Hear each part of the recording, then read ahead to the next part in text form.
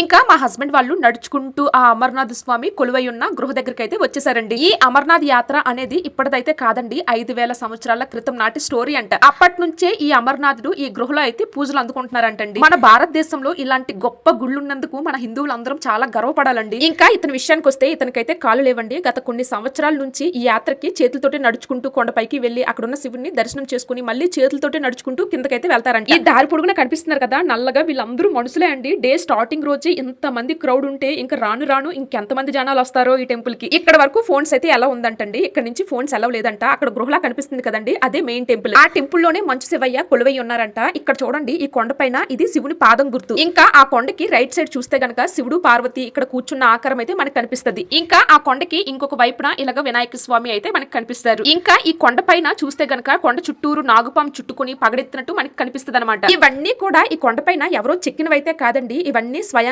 ఈ కొండపైన అయితే వెలిసాయంట. ఇది కిందన ఇలా చిన్న టెంపుల్ లాగా అయితే ఇక్కడ ఏర్పాటు చేశారంటండి. ఆ గృహలో మంచు శివలింగం ఎలా ఉంటుందో మీకు స్క్రీన్ పైన చూపించాను, ఒకసారి చూడండి. మనందరం కూడా ఒకసారి ఈ వీడియో చూసిన తర్వాత జై బోలి అని చెప్పి అందామా.